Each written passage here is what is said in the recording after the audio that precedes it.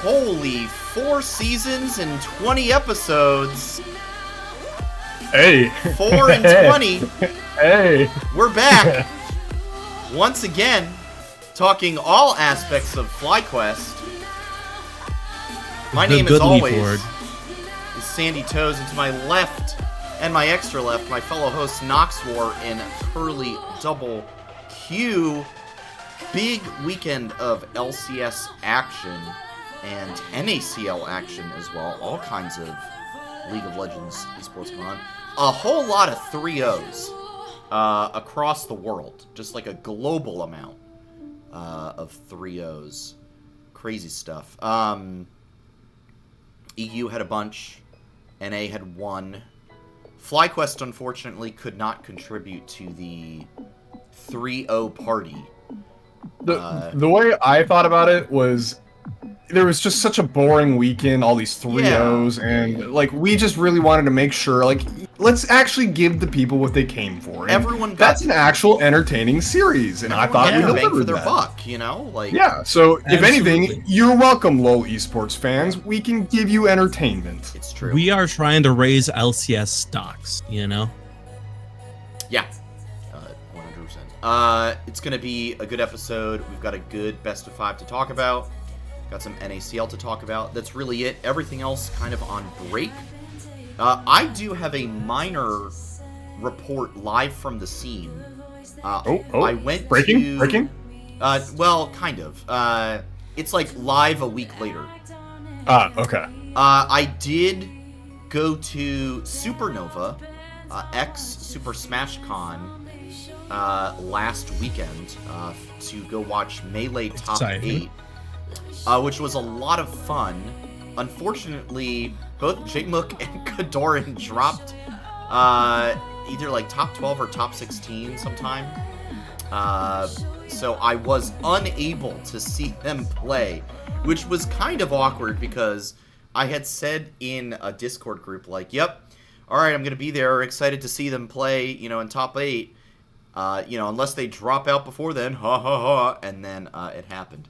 However, I will say, I did get to see one of the craziest things ever. This guy who, his tag is Junebug, he plays, his main is Donkey Kong. Noted, like, not even top 10 character in Melee. The bracket, I think, he was both on fire, and the bracket kind of fell right for him. And he ended up, I think, taking 3rd overall. So the crowd really enjoyed watching this DK to beat down on some of these more established players and mains, which definitely was enjoyable. But Supernova was a great time. Was sad to miss Jmook and Kadoran, obviously, but hopefully they'll be back for Supernova next year, and I'll be able to check him out that time and see him play live. I have one more thing of note. Right here behind me, I got, this came in the mail, so I can show it live on camera. The FlyQuest what's this? hoodie. Hey! Okay. I did Look get at it. that. It came through. It does look good. Yeah, I will say, I'm not trying to, I'm not shilling for FlyQuest here, but the weave of the FlyQuest logo into the hoodie itself, high quality, and the whole thing feels good. It fits good. I did get a size up because previously I've gotten hoodies that are a little tight on me, but this one worked out real well. I would recommend picking up one of those hoodies for sure. They're a good, nice color. So my Joss, my wife, really like wanted the pink one specifically, and what I told her was like, okay, so normally it's supposed to be a jersey that's given out at the end of Pick'ems, but if you happen to win Pick'ems, and she finished 2nd place, by the way, right? I was like, if you win Pick'ems, I will talk to Numi and I will see if instead of a jersey, I can get you that pink sweatshirt. And so the entire time she was like grilling me questions like, what about this team? What about this team? I was like, do you just want to watch with me? She's like, I'm not that interested in it, but like keep me updated. And like I need to make my pick'ems. And Right. so she was very, very upset when she finished second. And so I think what I'll probably end up doing is I'll maybe sneak it as a 7-year anniversary gift to her, since it'll be like our dating anniversary, not our wedding anniversary. So as a it's like it's taking a step down, so to speak. Right. So I think I'll surprise her with the hoodie on that day. Well, hopefully she's not in the room next door or listening to the stream right now. Otherwise... She is out of here on a business trip and getting dinner with a bunch of doctors for her job, so she ain't listening anytime soon. I'm checking the users in chat right now and making sure. But no, I think just tell her not to listen to the pod at all for the next however many weeks. Yeah. Can't listen. Yeah, just specifically this episode, not allowed. Or if you want to skip over the first like 20 minutes or something, I don't know. There you go. Just get to the meat and potatoes of it. Curly, I know you had some adventures in the IT world today. You dude, boy, did I remoted into a phone, I heard. Yeah, I did not know that you could remote into a phone. And it was a very interesting experience because the context is that this client, most people work in the field because they're engineers and stuff, so they're always using apps on their phone. And Microsoft designed things really well with Apple always. That is a 100% fact. There's 100%. No lie about what I've just said at all. So naturally, they're very friendly and everything gets along perfectly. And so this dude calls in because he's just trying to send a PDF from the Books app on his iPhone, and it turns into a long conversation where I learned that you can remote into an iPhone through the software that we have, but you can't do anything. You just get to look and guide them, and so it ended up being another 30 minutes. As one time he disconnected me because he just moved without thinking. He's like, "Oh, let me get rid of this." I'm like, "No, wait." Like, as I saw him, like, I could hear the words of him about to do the action to get rid of me, and I was like, "No way." Yeah, it was a struggle, and in the end, he was able to send the PDF though, so we did it. Hey, there you go. But isn't the world of IT fun? It's you have some real high highs and you have some real low lows. Like seems like it. I had a 3-minute conversation where I'm like, "Hey, I reset your password today," and then I had that. But it's a fun time. But I think the other thing you're missing out on that is way more important to talk about was the the FlyQuest Fighters event, the 2XKO tournament. You placed higher than noted FlyQuest social media personality Park Mom, I believe. Yes. In that tournament. I objectively have a better record than Park Mom. So if I ever see him again in LA, he owes me some boba. That's all I'll ask. But no, I actually do have to thank him a lot because he slid into my DMs early in the week, and I was like, "What the hell are you doing here?" And he was like, "Hey, I've got this for you." No, he's like, "Hey, I heard you like League of Legends fighting games. I got you this." Slipped a nice little invite code and said, "Join the tournament." I was like, "I got you." And so I trained. It was an emotional roller coaster of a day because my first couple games, I was like, I know I was going to be bad, but I was going to be chill. And then I was hyped when I won. Like, this was all during the training. And then I was hyped when I won. And then I lost even harder in the next ones, and it hit. And then I'm like, I'm not going to do this at all. And then I log in, and I'm like, you know what? I'm like, all right, fine. It's just a tournament. We're just going to be there. And then I got wrecked in my first one. I'm like, I'm not doing this anymore. And then I go walk away for 30 minutes. And I'm like, you know what? Let's just do the rest of the sets. And honestly, like, overall, 2-4 for someone who just started playing the game that day and has only recently gotten into fighting games, I'm actually very happy with. Yeah. And that also makes me happy with, like, just kind of the variety of skill levels that were in such an open tournament, because it means eventually I started running into people my skill level. The only match I hated was I was 1-3 or 1-2, and I faced someone who was 0-3. So I was like, surely I'm going to be better than this guy. I just don't want to know who he faced at all. Because if he was 0-3, I would go negative. I ran would into go Lefton, ran into Nitro, ran into everyone else in this FGC scene. Apparently. Right. Apparently. Oh, And he's that's like, "What is this bracket, man?" Then he runs into you. You're like, "Thank God, yes." Yeah. damn, But that's tough. my real commendation has to go out to Pew Pew U and any other staff in their little tournament Discord that they have for things like this, because they do a phenomenal job of actively coordinating with nearly 300 participants and making the tournament go smoothly. Nice. You know, so very great event, very fun, enjoyed it thoroughly. 10 out of 10, would drop out again. Excellent. Love it. Knox, any news from you that you want to share before we get into the reviews? No, don't think You did nothing of interest all week? How's TFT treating you? Oh, I mean, I'm in platinum 1 now. Oh, hey. Which is good. All right. Is This Emerald is next, or is it Diamond? Yeah, Emerald's next. Okay. In which case, this is the fastest I've ever hit platinum 1. All right. We don't talk about the last game I just played. Lesson learned: you don't take lucky egg. But other than that, no. I've just, I don't know why, I've had a lot of time to grind TFT this set. Nice. Like, not that I haven't had things going on, but I've just had giant windows of time where it's like, all right, well, I guess I'll play, and then it's like I'm doing other stuff. But yeah. So no, I'm platinum 1. I'm almost the Emerald, quickest I've ever gotten there. All cool, well and good. Nice. Yeah, in terms of video games, that's about it. I did want to try 2XKO, but I just don't have a computer that could handle the I'm assuming the graphics would be too hard on my CPU or GPU or whatever. The graphics on top of the actually fact, they're not bad. Crazy. Yeah, because it's a lot more stylized. Like, they're definitely like a bit up there, but it's more stylized than anything. Yeah. And I mean, even then, the other issue is my internet. Right. Like, I'm hesitant to even host this show on my internet, so I link into this stream and I let Sandy do all the hard lifting in that aspect, and that's it. So I don't really want to test my luck into a fighting game online where every ping matters, you know. Yeah, you can just ask Dean about that.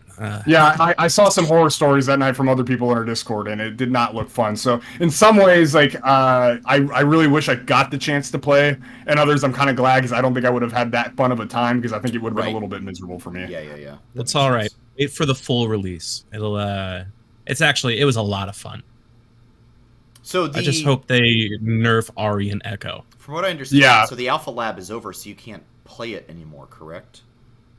I think you may be right. So. Okay. Correct. Yeah. That's unfortunate. All I did with my access code was play the tutorial. So I did not even bother trying a match. It's mainly because, like, I don't have a controller, so I was having to do all of this with WASD and JKL for the attacks. I figured out in the tutorial, no problem, how to, like, do things. Like, it's pretty seamless on the keyboard. But there's no way that I would ever perform well on keyboard versus somebody on controller. So yeah, that was also my issues. The only thing I have is Switch controllers. I don't have any other controllers in this house. So I could hook up. So actually, if you have access to the Alpha Lab, you can play until 9 a.m. Pacific time tomorrow. Oh. Well, yeah, I probably am not going to be able to do that, but sure. I probably will not get be one. The matches go quick, so you could probably like find like 20 minutes to just sit down and just play. Possibly. I might do that after this. Still looking for some time. All right. Well, let's get into the week. So some League of Legos. League of Legos. Speaking of limited time and things that might expire within the next week, FlyQuest in LCS. What? What? What kind of transition was that, Sandy? Purely based off of playoffs, you know, like they've got. We literally couldn't expire in the next week. We would go to the lower bracket. Well, okay, we know where I'm trying to go here. You know what's happening. You know what we're talking about. You know how we do. It's okay. No, Sandy normally has good transitions. We can let him have a slip up on one. Today It's was okay. a It's okay. struggle. Today was a struggle for the good. Oh yeah, okay. Actually, thank you, Curly. How about that? Speaking of things that have expired, down to the lower bracket, FlyQuest checked the expiration date on NRG's packaging. I don't know where I'm going with this. Anyway, The milk was bad. the They milk threw it was in the bad. trash. all good, it's all NRG's good. milk was bad. How about that? 3-1. And I thought, like many other people, after that first game, that this was going to be one of the quickest series of all time. And then it turned out not to be. The attack of the Volibear came in. Yeah. And some really, interesting champion picks, for sure. So 3-1. Overall, happy. Okay, we got the win. Moving on to the next round, taking on Cloud9, looking for some revenge next week. It's a good storyline. In the wins that did occur, like the game 1 looked really good. Game 4 looked better. Game 3 was a little sus at times, in my opinion. But overall, it was a fine series. We beat the team that we were supposed to beat. I do think NRG, ultimately, for me, is a team that, like, I'm not surprised that we dropped a game. I think they're a team that, like, when they're on form, they can be good, but they just have not been on form for the majority of the split, right?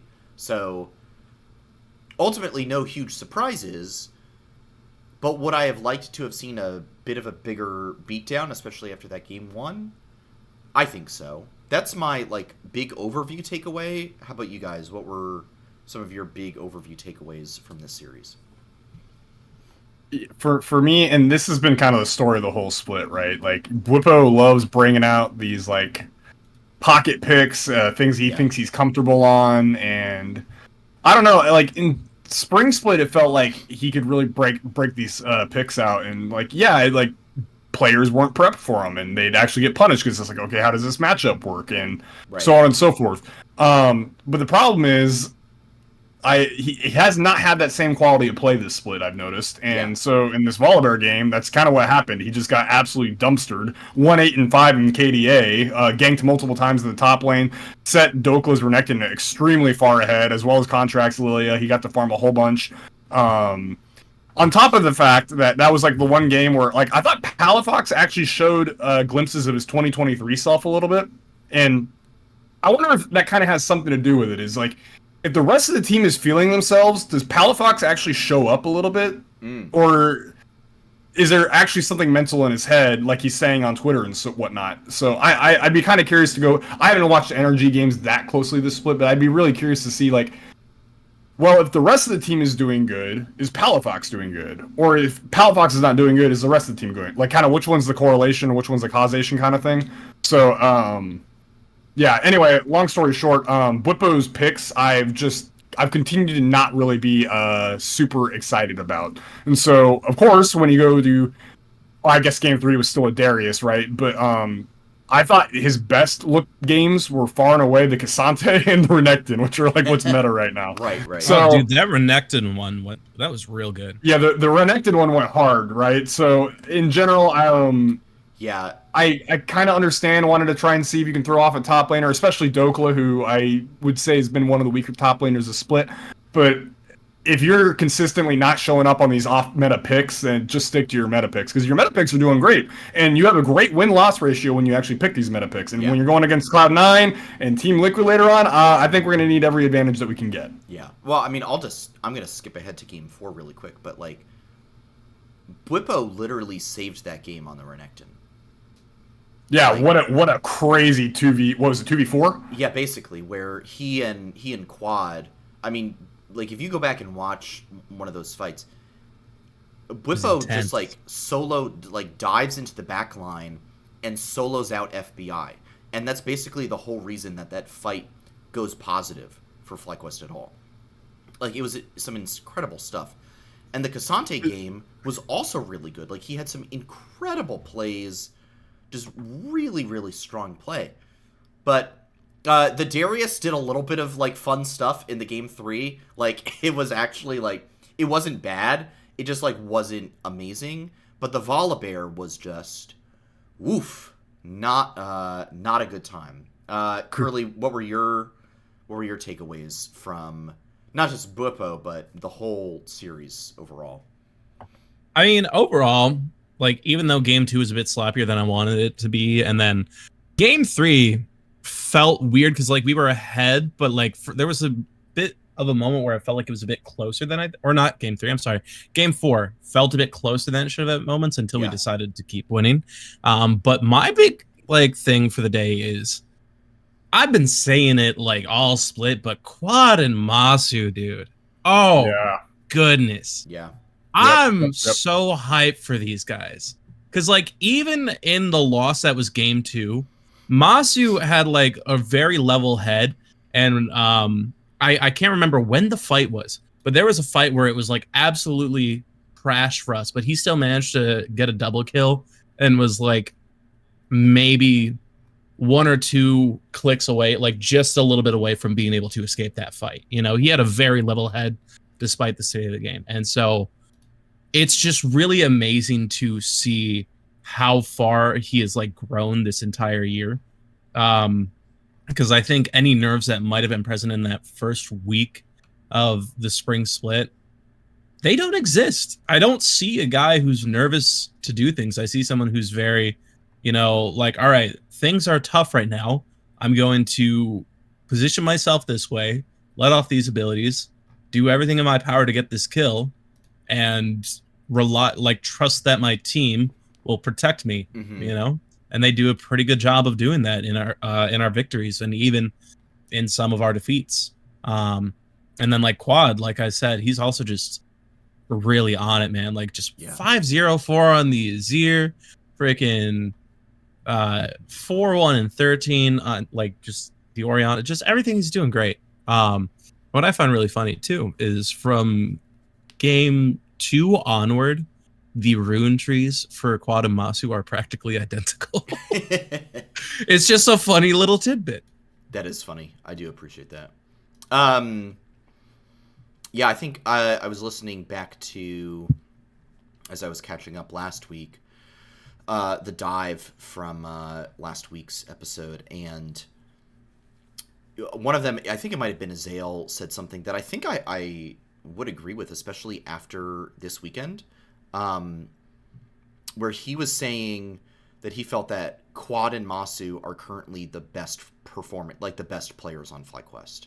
And I was wondering if you guys would agree with that statement, because I think like there's a good argument to be made that right now those two are the best players on the team. I think Inspired has been very good all season, but right now Quad and Masu look especially good.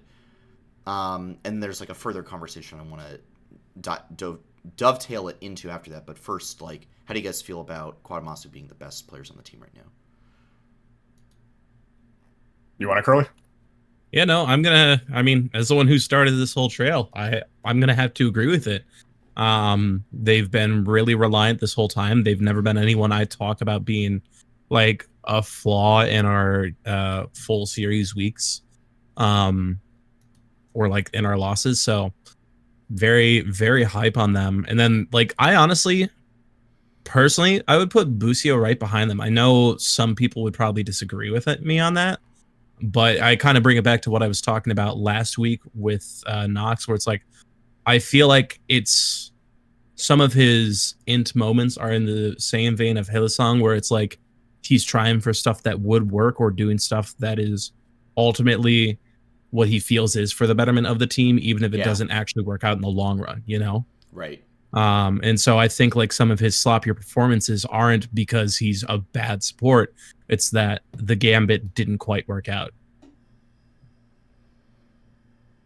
Yeah, I think that's fair. Nox, how do you feel? Yeah, to tack onto that,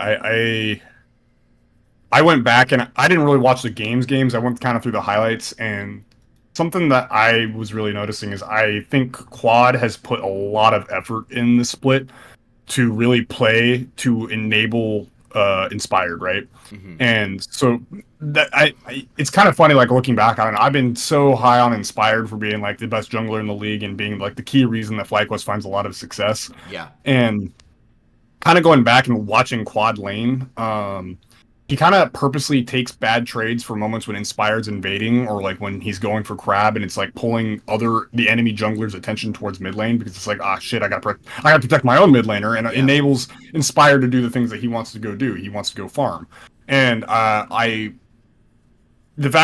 think honestly it goes so unnoticed, right? Because there's no like stat lines. There's like not really like any stats that you can look up on Oracle's Elixir or goal.gg or whatever, because it's like all the hidden right stats, which is so frustrating. But I think some of the stats that you do see occasionally, like the stats of like Inspired's like the lowest ranked ganking jungler in the league, really speaks volumes about what Quad allows Inspired to do in terms of farm, and how he can come into the game later on and just be an absolute monster. Yeah. So all that to say, basically, I really have been sleeping on Quad, and I'm fully on board with Curly in that I actually do think Quad is currently the best performing member of this FlyQuest team, which is absolutely insane to say after this man came over from Korea after not playing for, what, 2 years, correct me if I'm wrong, is that right, Sandy? I forget if it was exactly that long, but it was a significant I'll length of give time, you we'll say. the time. Before joining FlyQuest, all right, this is an interesting thing. Did he actually get fielded on He was on DRX Redford as Solka, or was it Solka? Yeah. Yeah, Solka. I guess my point is, like, not to detract from anything, is that he had a fair amount of time off, and then he comes in, he goes into NACL, he looks solid on the NACL team, he's one of the best mid laners in that league, and then he gets promoted up into LCS, and, like, I mean, he's not flashy, but the thing is, like, looking back on it, he completely enables Inspire to do everything that he wants to do, and if that doesn't make you one of the best players on this team, I don't know what does. Yeah. Did we talk about MVP stuff last week? Or actually, Sandy, you did not get to talk about it last week because you were gone. I did not get to talk about it. I mean, the big conversation. If you want to talk about MVP, we can a little bit. I just wanted to highlight, because I think when Curly and I were talking about it, I had Inspired in third, and if I had done my ballot and sent it in, it would be too late to change it at this point. But in retrospective, like, I probably should have put Quad in third for MVP. I kind of regret not doing that. So, but not to say Inspired's bad or anything, but I really underestimated how much Quad is doing for Inspired. Mm-hmm. So, big ups for Quad. I love to see it. And that's not even getting into Masu, who I think has been awesome all split, but we're going to talk about Rookie the Split later on. Yeah, I think, the big thing for me with these two is it gives me a lot of excitement for the future, in that, like, these guys are already, like, really good, and I think they're only going to continue to improve. I will be interested to see, like, if this squad remains together in this shape.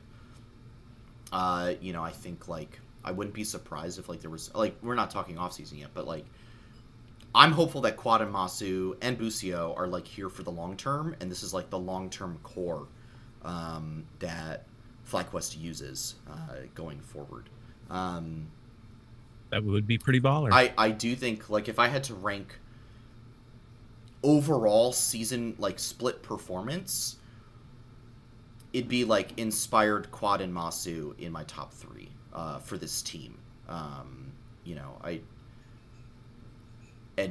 think, like, for me, like, Bwipo's been really underperforming, obviously outside of, like, yesterday's series, which, was a lot better showing from him. But yeah, I just feel like Quad and Masu have been so key.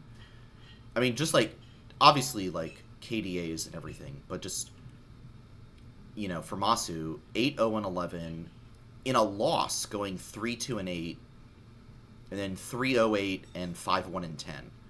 Like, crazy KDA. Quad also 5-0-4, 6-1-13, 5-3-5 in the loss, and then 4-1-13 in the win. Like, significant contributions across the board from these two players. Obviously, we are in this kind of, like, AD meta. I did enjoy seeing Quad pull out the mid Smolder, by the way. That was Oh, I pretty cool. love it. Solo lane Smolder is... It's fascinating. It's fascinating. It's certainly a lane. It's absolutely a lane.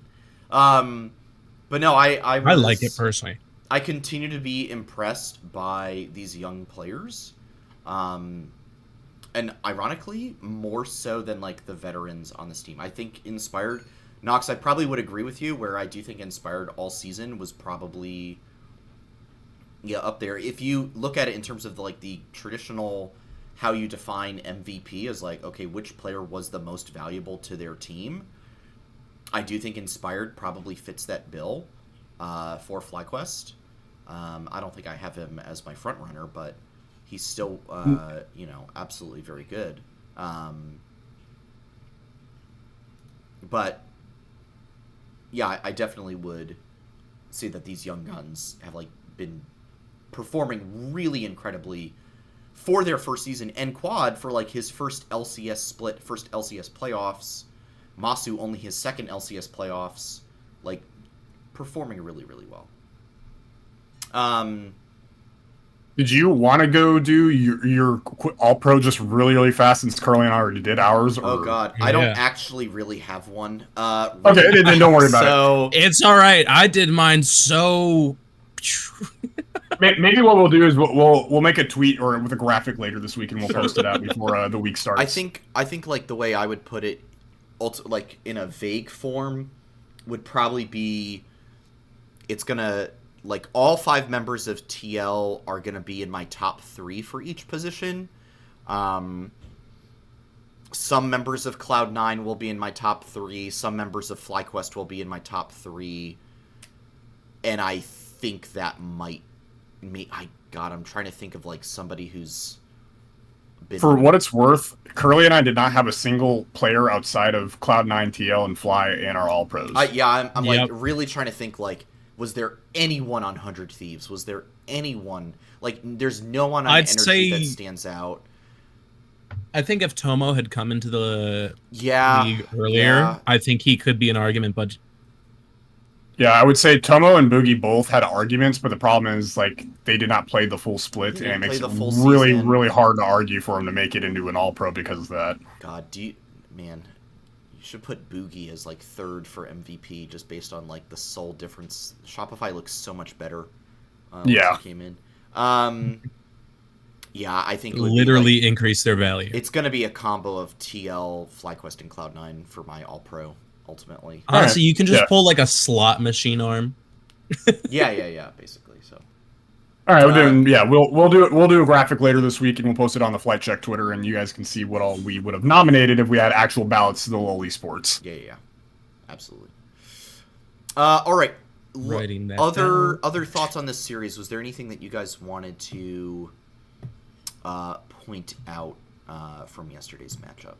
I just wanted to point out the funny tangent. I think you can look this clip up, but there's after the game was done of Game 4, or whatever the game, the Smolder 2v4 with Bwipo's Renekton was, but you got the behind-the-scene comms of it, and basically everyone's dead, and it's just Bwipo versus the 4 of them, and then Quad's right there, very low health, and they're calling out, no flash on the Corki, no flash on the Corki, and it's okay, and then basically he Valkyries forward trying to hit Quad, as Bwipo's saying, don't play scared, and he barely dodges the rocket. He's like, no, play scared. That's funny. Oh, I gotta look at that clip. That sounds great. I appreciate that very much. That's very funny. Curly, anything from you else on this series? I mean, all I'm saying is I'm just very hyped for this upcoming rematch against Cloud9. Yeah, for sure. I think it's going to be a good one. Definitely. I think it's going to be great. It's going to be a good one. So do we want to talk about that? Yeah, let's dive into that.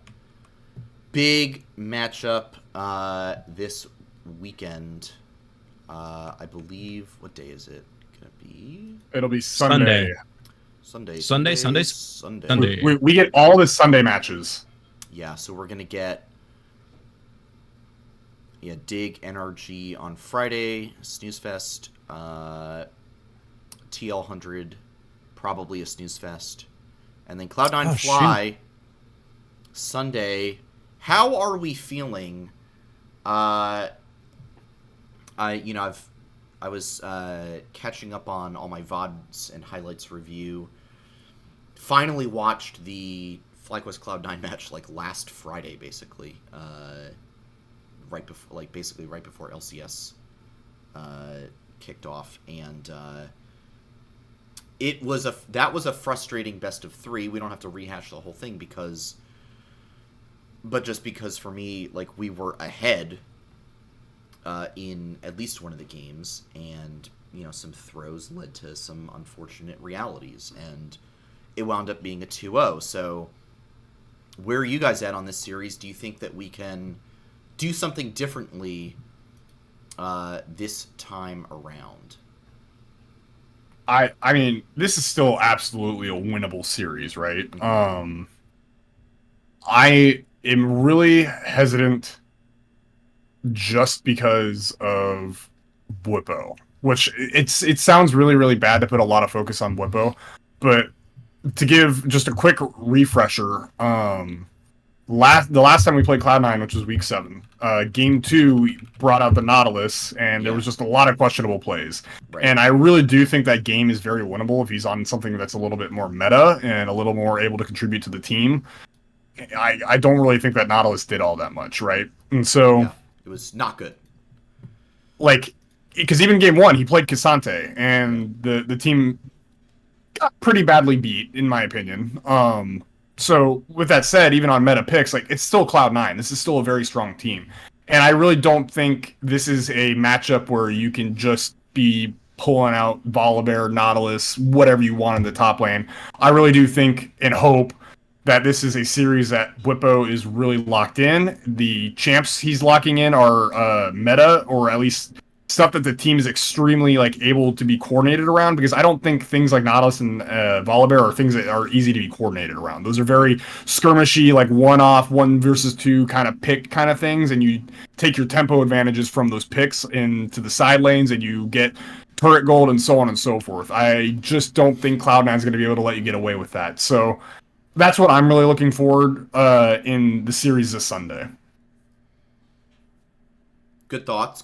Curly, how about you? What's your take on this series coming in? I mean, my big thing is I don't think we're the kind of team to lose the same way twice.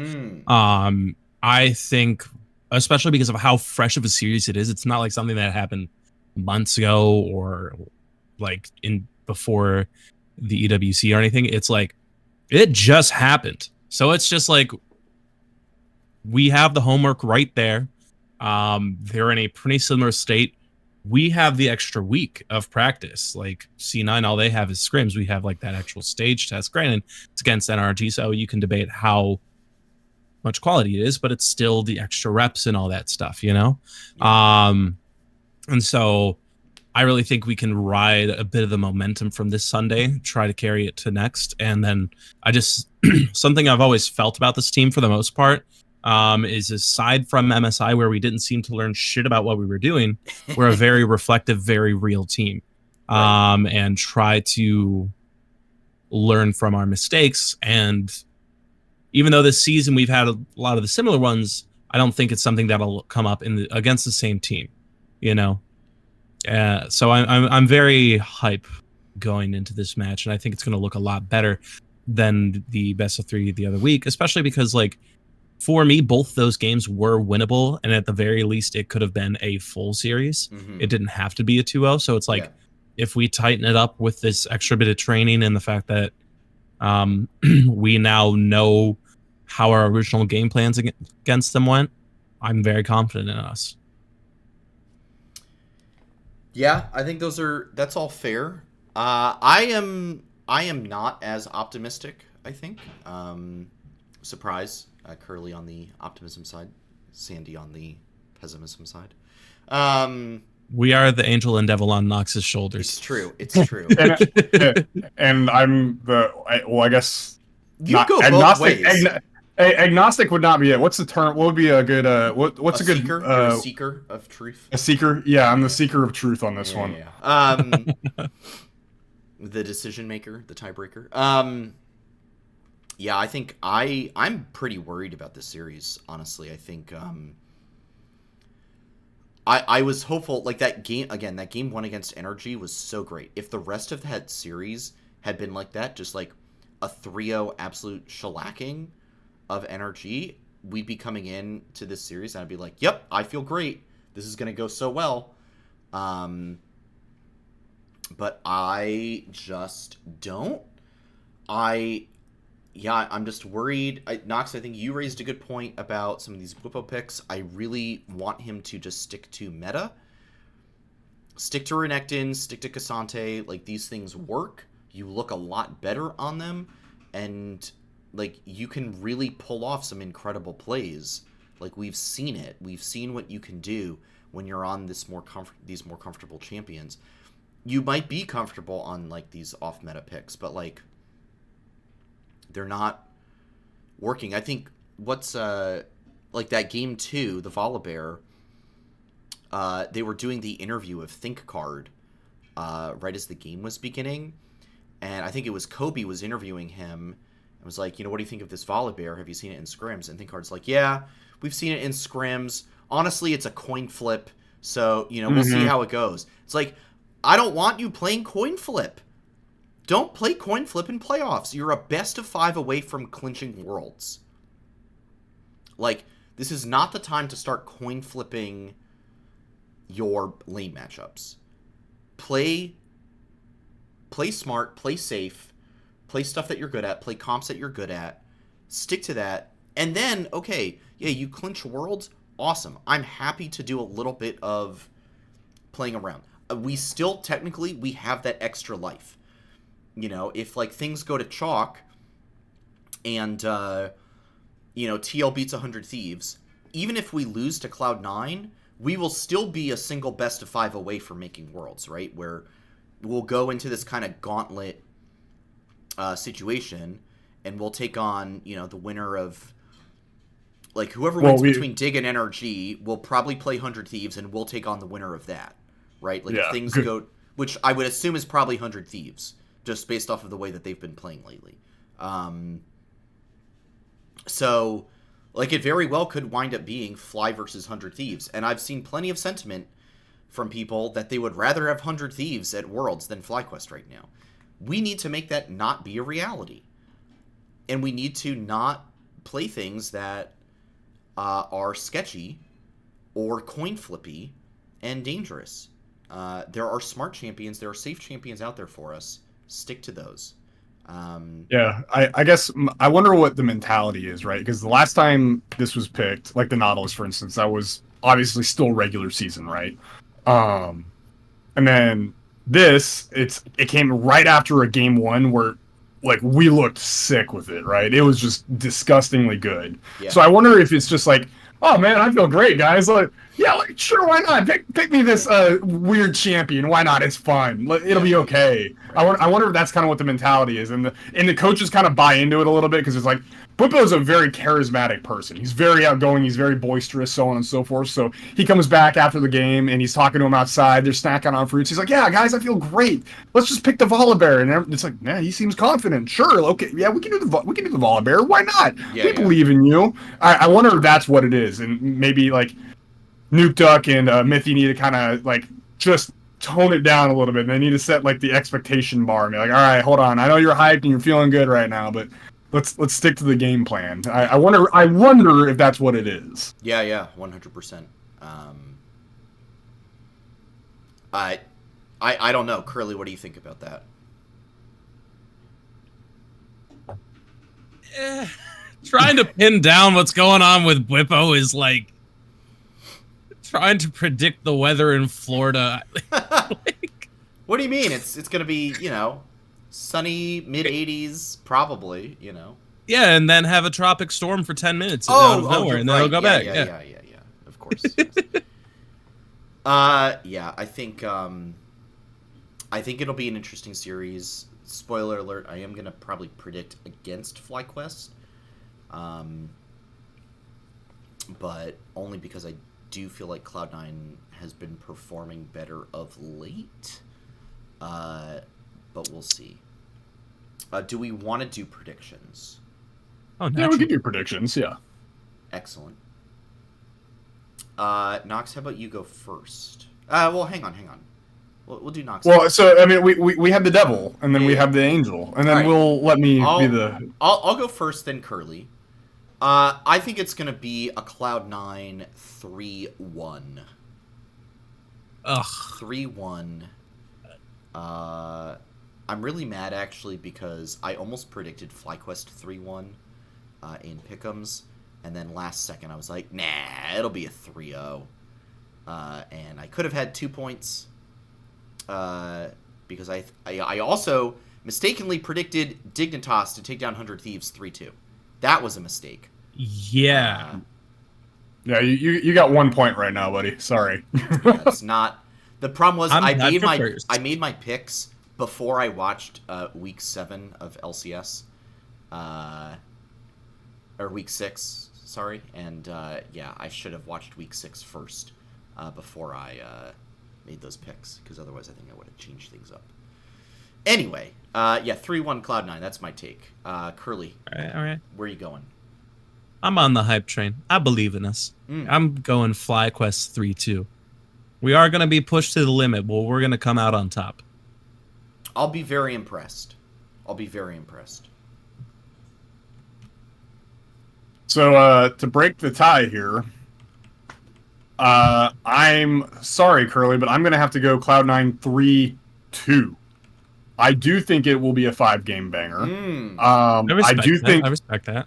I do think this is going to be the toughest, or the not toughest. Excuse me. I think the toughest will probably be versus Team Liquid. This will be the closest series of playoffs, unless we play them again in like the 3rd place match, which is totally possible, and that would also be fun. I think. Yeah, I think what's going to end up happening basically is Bwipo's going to have some int moments. I think JoJo's going to have some sleeper games where he doesn't show up, and then Inspired and Quad are going to be able to kind of take over a little bit. I think there's going to be at least one game where Berserker and Vulcan absolutely pop off. And then I do think there's going to be at least one game where Masu and Inspired and Quad manage to really just pull off a massive late game team fight that just like sends them to the next game. But at the end of the day, I do think Cloud9 is probably going to clinch it out, and the guys are going to have to come down to lower bracket, get warmed up again, probably play 100 Thieves, knock them out of the way because I'm not worried about them, and then let's go. Let's go again, because I think it'll probably be Cloud9 again in that lower bracket, because I don't think they're going to beat TL. No. Oh no. I'm fully on the TL domination train. Yeah. Speaking of TL, really quick, I don't know if you guys have watched any like EU of late. Curly, I know you have. Disgusting. No, what? No. I haven't watched I've unironically watched more EMEA Masters than I have EMEA. That's fair. I've been watching. I've watched highlights of all the LEC matches, and I've been watching the playoffs mostly, and now into season finals. EU does not look good, by the way. This might be TL's best opportunity to really perform. This might be Cloud9's best opportunity to really perform. You know, there's a world where you can maybe sneak yourself into quarterfinals at Worlds again, much like NRG a year ago. So I really think it could happen. It's very possible. This man didn't even mention FlyQuest. What the hell? Look, I love this team. We're not playing at that level. I don't think we're at that level. And look, the other thing is, when it comes to Worlds, I have always been an NA fan first. FlyQuest is my domestic team, but at Worlds, it is NA over everyone. NA versus everyone. Oh yeah. Oh yeah. 100%. Oh yeah. All rivalries gone. You know, it's North America versus the world. Like Immortals could be on the world stage. I don't care. I am cheering for Immortals at Worlds. Well, if Immortals was on the world stage, they probably would have a decent roster. So you know, I would. Yeah. So. All right. So there's our predictions. We'll make sure to post those on Twitter, and also our All Pro ballots as well before the week is out. Let's move forward over to Knox's favorite time of the week, the NACL discussion. Well, normally it's my favorite, but I'm a little. He's a little sad down tonight. Yeah, depressed. it's a little depressy spaghetti. A little melancholic. All right. Well, let's talk about it. So a 2-0 over. Well, first of all, if you have not been paying attention, we are now into the NACL playoffs. And not only that, but these playoffs the top two will qualify for this incredible, wonderful, like America's, Academy Championship, something or other. So top two will make that. FlyQuest challengers did manage to... Sorry, FlyQuest NZXT.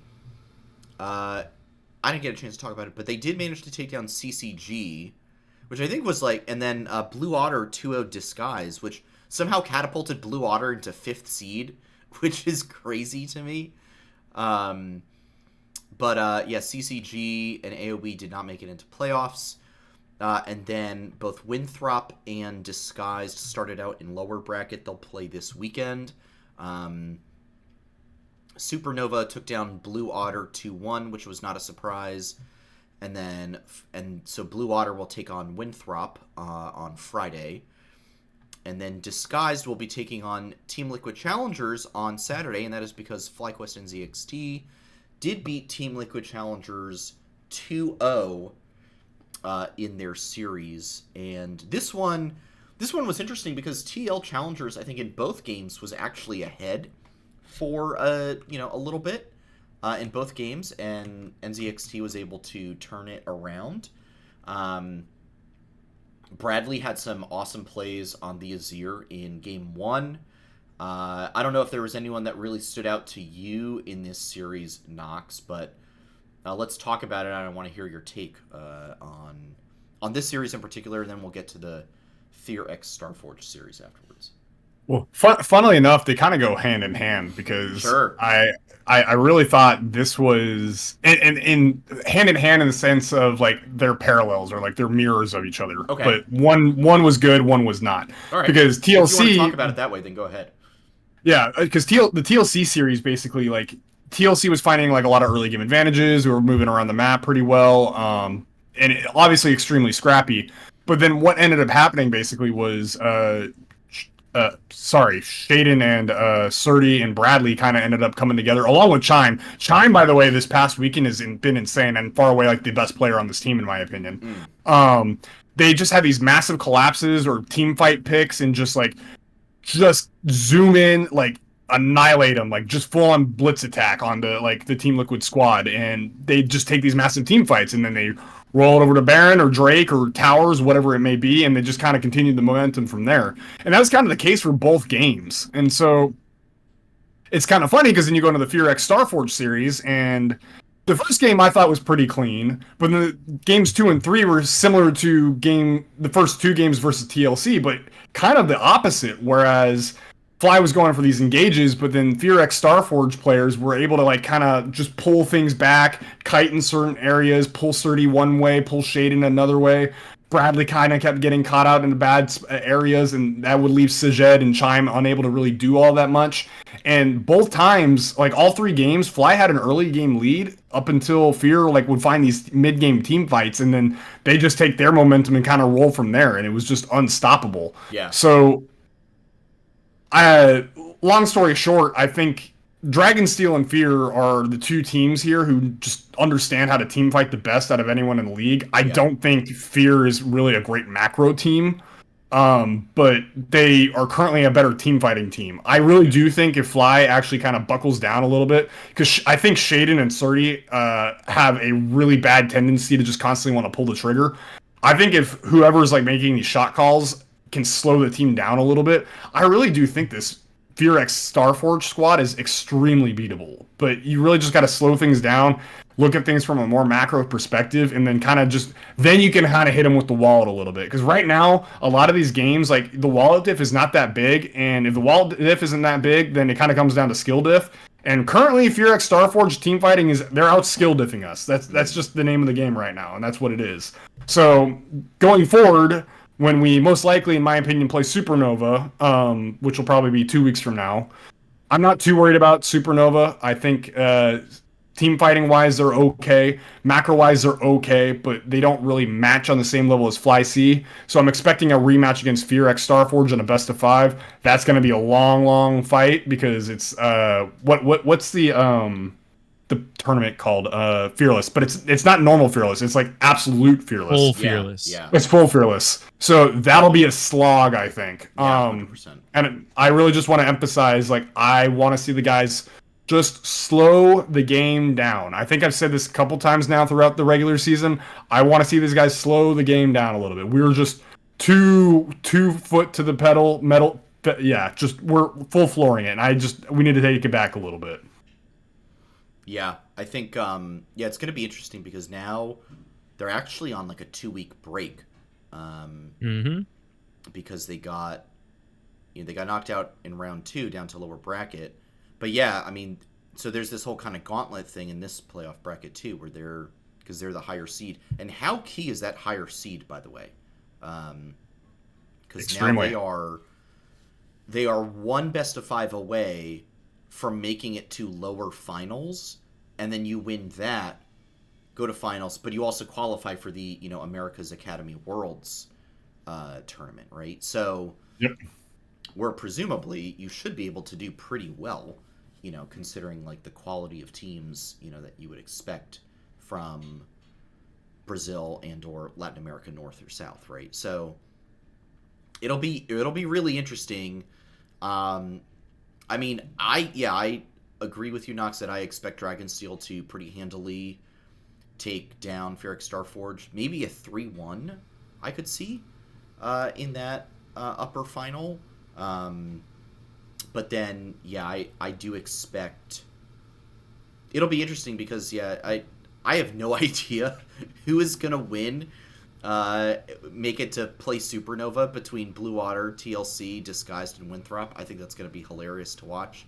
But yeah, 2-week break. So time and plenty of it to figure out, what's going on, in this, for them to figure out some of the macro, slow the game down, figure themselves out. So I'll be interested to see how they do. Again, they don't play again until August 31st. It's 12 days from now. So that's a lot of time to really work on everything, really. Who do you have coming out of this kind of like bottom 4 to play Supernova in the matchup before us?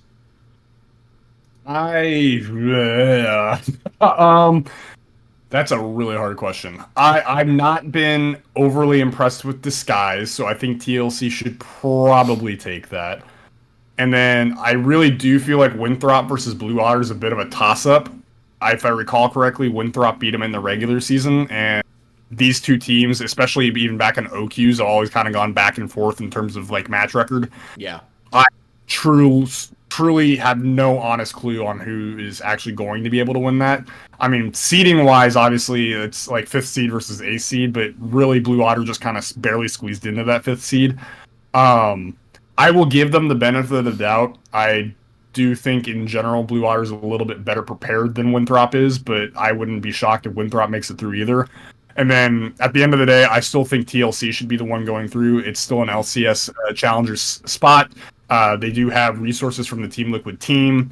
I absolutely 100% expect them to still buckle down and then make it all the way to Supernova. Yeah. However, I do think Supernova does play on a certain level that TL has not been playing on at this split, and I do think Supernova should be able to take it from there, where we will face them, and then I do think we should be able to beat them, and then we'll get a rematch against Fear, and that's where it gets a bit of a toss-up. Yeah.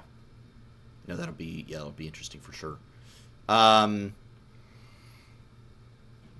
right, Curly, any thoughts on FlyQuest Challengers performances or their upcoming matchups? I mean, so from what I saw yesterday, it's like this team definitely has a lot of good notes, and I don't know if Nox will agree with this, but Surdy looked like he was more in shape than what I've been hearing for all I split. agree. I don't think he's back at what he was back in spring, but he does He's look a little ramping up. better. Yeah. And so with that, and then like just still that Sajid Chime bot lane looks really, really good. So I'm very, very content with the state of our team going forward. And I have a lot of belief in our ability to fix what we need and make it to that America's Challengers tournament. Yeah, I also feel confident in this team ultimately to do well. I'm trying to see. I mean, we did. Nope, that's the wrong one. We did beat Furix Starforged in the regular season. Regular season, yep. I'm trying to see when that particular matchup was. Gosh, so hard to find this. Oh, it was a 2-1 in regular season. Yeah. Yeah, so I mean, I feel confident that if we go up against them again, should be able to pull it around, the next time. I think we match up well. I think our bot lane should be better ultimately than theirs. Maybe my one concern would be in mid lane, but I think play through bot lane, which is what everyone is doing these days. You just AD carry is the meta. I think just play through bot lane, and I think this team should be fine.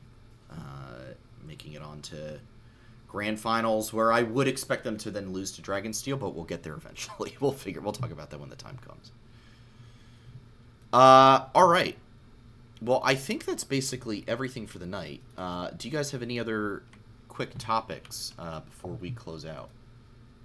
Do you not think so? No, it would have been the fight series, but I think we kind of hit that at the very beginning of the show. We did discuss that. We did touch on that. So we beat ourselves to the punch. Is what happened there. Dang, we're impressive. We're so impressive. All right. Well, thank you everyone for tuning into another great episode of Flight Check. Playoffs continue this weekend. Friday it's Dig versus NRG, and then Saturday TL 100 Thieves. Sunday Cloud9 versus FlyQuest. I will be overseas. I'll be in Italy for all these matchups. So all those best of fives start at 10 o'clock for me at night. So that'll be fantastic. So you don't want to stay up till 3 a.m. watching all of those? It might be tough for me to justify.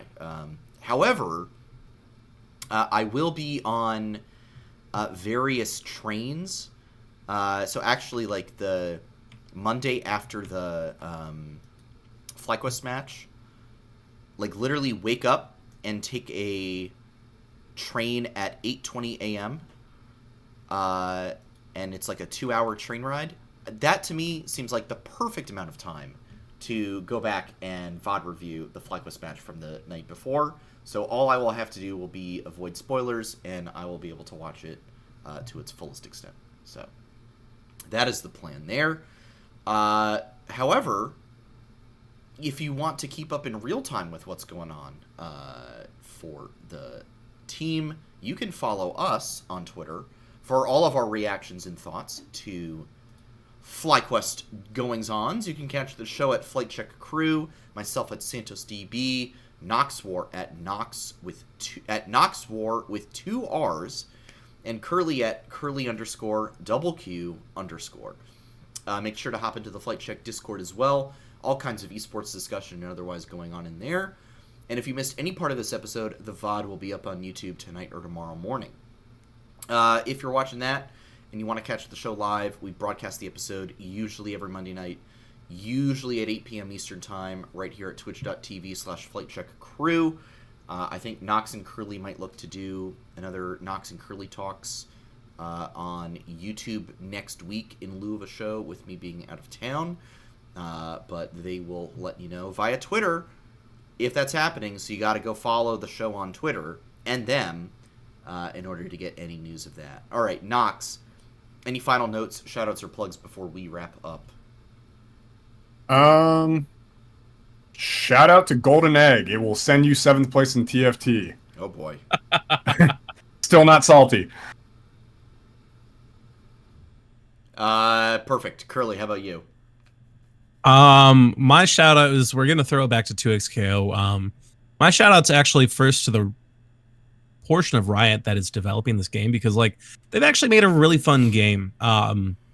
Even if I didn't like some of how my matches went, it's really enjoyable to play. But then they have a character, like an avatar customization thing, where like you create your avatar, and how you engage in public lobbies is you literally just go to a public lobby with your avatar, and it actually like looks really cool. So like the act of getting to a match is a lot more enjoyable than literally any other game they've ever made. Instead of just like clicking Q, you just like you actually are in a lobby. Oh, that's so interesting. You're like in a little lounge. It looks like an arcade and everything, and there's a big screen where you can watch other people playing. Like it's really, really cool. So they've like, I want to say, put more love into this game than anything else they've ever developed, and it's coming up real well. So I'm very hyped for that official release. And then again, shout out to FlyQuest for getting me that invite code and getting that tournament together. It was just a real great time. Awesome. I think my shout out is going to be, oh man, I don't even know. It's gonna go to my wife for helping plan this whole trip we're going on, and being flexible with how my work schedule is warping around it. So shout out to her for just being so chill throughout the whole thing. Hell yeah. How cute. All right, we'll be back soon, potentially next week, with these two to discuss how playoffs are going in both the LCS and NACL. I'm sure they can review a little bit of the non-FlyQuest NACL action for you. So for now, we'll say stay safe out there. Careful, Curly. That's a banned emote in Korea. Oh my. Stay safe out there. Bite your teeth. Don't forget to hit the head on the nail, and we'll see you all very, very soon. Adios, everybody. Have a good one, guys. Peace, yo.